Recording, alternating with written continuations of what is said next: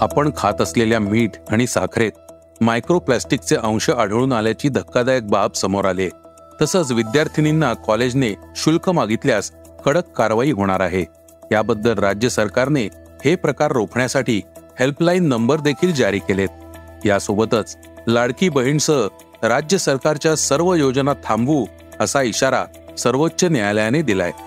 तर पॅरालिम्पिक स्वर्णपदक विजेता प्रमोद भगत याच्यावर 18 महिन्यांच्या निलंबनाची कारवाई करण्यात आली आहे. या बातम्या आपण आजच्या पॉडकास्टमध्ये ऐकणार आहोत. नमस्कार, मी अनिरुद्ध गत्रे. आज 14 ऑगस्ट वार बुधवार. पॉडकास्टची पहिली बातमी आहे मायक्रोप्लास्टिकची. भारतातील कोणत्याही ब्रँडचं मीठ किंवा साखर असो, ते पॅकिंग केलेलं असो अथवा नसो, त्यात मायक्रोप्लास्टिकचा अंश आढळून आल्याची धक्कादायक बाब नव्या संशोधनातून उघड झाली आहे. पर्यावरणीय संशोधन संस्था टॉक्सिक लिंकने साखर मिठाच्या 10 विविध प्रकारच्या नमुन्यांचा अभ्यास करून हा निष्कर्ष काढला. मीठ आणि साखरेतील मायक्रोप्लास्टिक या शीर्षकाखाली हे ताजं संशोधन प्रसिद्ध करण्यात आलं आहे. यासाठी खायचं मीठ, समुद्रातील मीठ आणि स्थानिक कच्च्या मिठांच्या विविध नमुन्यांचा अभ्यास करण्यात आला होता.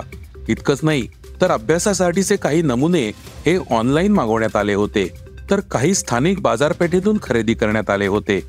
महत्वाची बाब म्हणजे साखर आणि मिठाच्या सर्व प्रकारच्या नमुन्यांमध्ये मायक्रोप्लास्टिकचा अंश आढळून आलाय.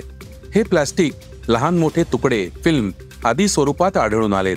या मायक्रोप्लास्टिकचे आकारमान हे साधारणपणे 0.1 मिलीमीटर ते 5 मिलीमीटर एवढे असून आयोडीन युक्त मिठामध्ये मायक्रोप्लास्टिकचा सर्वाधिक अंश आढळून आला आहे. वेगवेगळ्या रंगांमध्ये हे प्लास्टिक त्यात मिसळल्याचं या संशोधनात सांगण्यात आलंय. पॉडकास्टची दुसरी बातमी आहे शिक्षणासंबंधीची.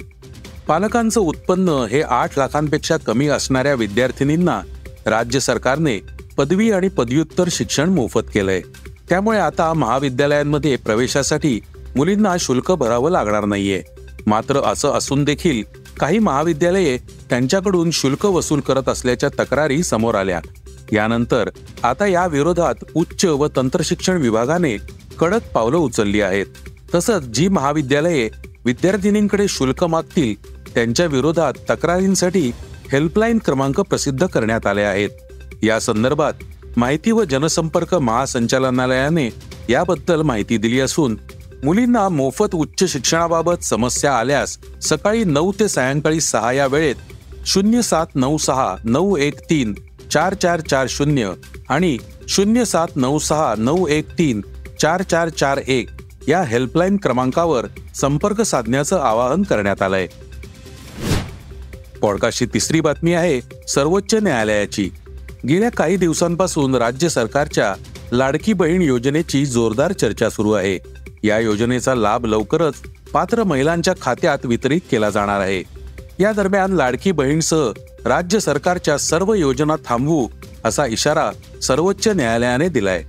पुण्यातील भूसंपादनाशी संबंधित खटल्याच्या प्रकरणात निर्धारित वेळेत उत्तर सादर करण्यात आलं नाही तर सरकारच्या योजना बंद केल्या जातील असा इशारा सर्वोच्च न्यायालयाने महाराष्ट्र सरकारला दिला. यावेळी खंडपीठाने लाडकी बहीण योजनेचा देखील उल्लेख केला. तुमच्याकडे लाडकी बहीण योजनेसाठी पैसे आहेत, पण याचिकाकर्त्याला मोबदला देण्यासाठी पैसे नाहीत असा शेरा खंडपीठाने मारला. याचिकाकर्त्यांच्या पूर्वजांनी 50च्या दशकात पुण्यात 24 एकर जागा खरेदी केली होती. मात्र ही शासकीय जागा असल्याचं सांगत राज्य सरकारने 1963 मध्ये त्याचा ताबा घेतला होता. अद्यापपर्यंत त्याचा मोबदला मूळ जमीन मालकाला देण्यात आलेला नाही. राज्य सरकारने संबंधित जागा संरक्षण खात्याला दिल्यानंतर याचिकाकर्त्याने न्यायालयात धाव घेतली होती. पॉडकास्टची चौथी बातमी आहे पॅरिस ऑलिम्पिक विजेत्यांसंबंधीची. या स्पर्धेत मनु भाकर, सरबजोत सिंग, स्वप्नील कुशाळे, भारतीय हॉकी संघ, नीरज चोप्रा आणि अमन सेहरावत यांनी भारताला पदकं जिंकून दिली आहेत. पॅरिस ऑलिम्पिकमधील या यशानंतर यापैकी अनेक खेळाडूंच्या ब्रँड व्हॅल्यूमध्ये मोठी वाढ झाली आहे. या खेळाडूंच्या यशाचं भांडवल करण्यास भारतीय कंपन्या उत्सुक दिसत आहेत. Sports management firm Medline sports and एंटरटेनमेंटचे सहसंस्थापक वरुण चोप्रा यांनी मनु भाकर, नीरज, लक्ष्य सेन आणि हॉकी संघाचा कर्णधार हरमनप्रीत सिंग यांचा उल्लेख करत यांच्यावर बायोपिक चित्रपट तयार केला जाऊ शकतो असं म्हटलंय.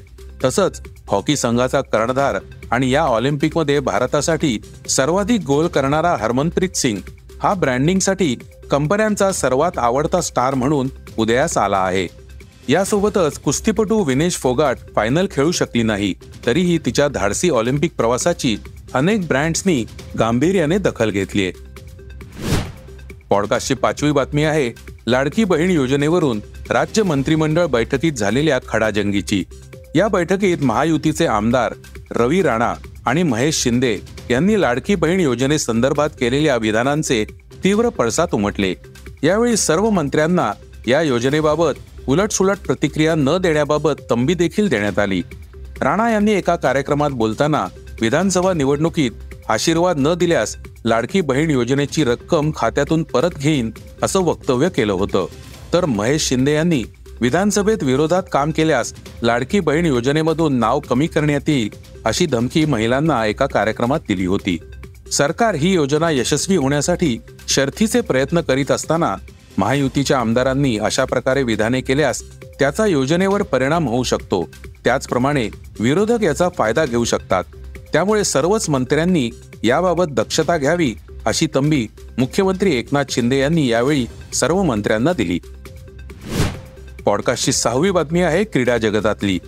बॅडमिंटनपटू प्रमोद भगत याने भारताला टोकियो 2020 पॅरालिम्पिक स्पर्धेत ऐतिहासिक सुवर्णपदक जिंकून दिलं होतं. आता भगतवर 18 महिन्यांच्या निलंबनाची कारवाई करण्यात आली. यामुळे प्रमोदला आगामी पॅरिस 2024 पॅरालिम्पिक स्पर्धेतही सहभाग घेता येणार नाहीये. नेमकं त्याच्यावर ही कारवाई का करण्यात आली आहे याबद्दल थोडक्यात माहिती दिली आहे प्रणाली कोदरे यांनी. चला ऐकूयात. विनेश फोगाटचं प्रकरण क्रीडा लवादाकडे प्रलंबित असतानाच मंगळवारी सकाळी भारतीय चाहत्यांना आणखीन एक मोठा धक्का बसला, तो म्हणजे प्रमोद भगतच्या निलंबनानं. प्रमोदने टोकियो पॅरालिम्पिकमध्ये ऐतिहासिक सुवर्णपदक भारताला जिंकून दिलं होतं, पण आता त्याच्यावर 18 महिन्यांची निलंबनाची कारवाई झाली आहे.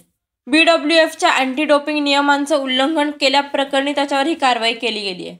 1 मार्च 2024 रोजी डोपिंग विरोधी विभागानं केलेल्या पाहणीत प्रमोद 12 महिन्यात 3 डोप टेस्टमध्ये अयशस्वी ठरला होता आणि तो SL3 या गटातून खेळतो आणि त्यानं या निर्णयाविरोधात क्रीडा लवादाकडे दादही मागितली होती. पण आता क्रीडा लवादाच्या अपील विभागानं त्याची याचिका फेटाळून लावली आहे आणि अँटी डोपिंग विभागाचाच निर्णय कायम राखला आहे. त्यामुळे त्याच्या अपात्रतेचा कालावधी आता चालू झाला आहे. त्यामुळे आता त्याला आगामी पॅरिस पॅरालिम्पिकमध्येही सहभागी होता येणार नाहीये. पॉडकास्टची शेवटची बातमी आहे मनोरंजन क्षेत्रातली. मराठमोळी अभिनेत्री रिंकू राजगुरू सैराट या चित्रपटाच्या यशामुळे अचानक प्रकाशझोतात आली होती. या चित्रपटाने तिचं जीवनच बदलून टाकलं आणि ती अत्यंत कमी वयातच लोकप्रिय झाली. त्यानंतर ती सातत्याने चित्रपट, वेब सिरीजमध्ये काम करते. दरम्यान मुंबईत एकटी राहताना कधी उदास वाटल्यास ती काय करते याबद्दल एका मुलाखतीत तिने आपला अनुभव शेअर केलाय. ती म्हणाली, अकलूजला माझ्या घरी असताना कधीच मला एकटं वाटलं नाही. घरच्यांनीही कधी तसं जाणवू दिलं नाही.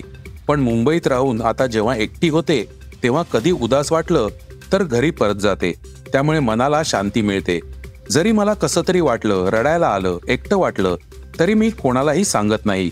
गाणी ऐकते किंवा थोडा वेळ बाहेर फिरायला जाते. असं करत मी स्वतःला सांभाळते. आईला फोन करून तिचा आवाज ऐकला तरी बरं वाटतं किंवा मैत्रिणींशी गप्पा मारते, असंही रिंकू म्हणाली. हे होतं सकाळचं पॉडकास्ट. उद्या पुन्हा भेटूयात. हे पॉडकास्ट तुम्हाला कसं वाटलं जरूर कळवा.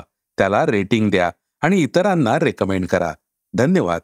Script and research by Rohit कणसे.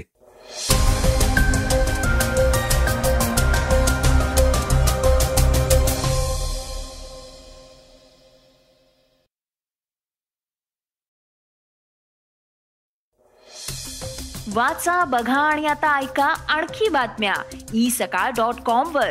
तुम्ही हा पॉडकास्ट isakal वेबसाईट आणि ऍपवर सुद्धा ऐकू शकता. विसरू नका या पॉडकास्टला आपल्या आवडीच्या पॉडकास्ट ऍपवर सबस्क्राईब किंवा फॉलो करायला.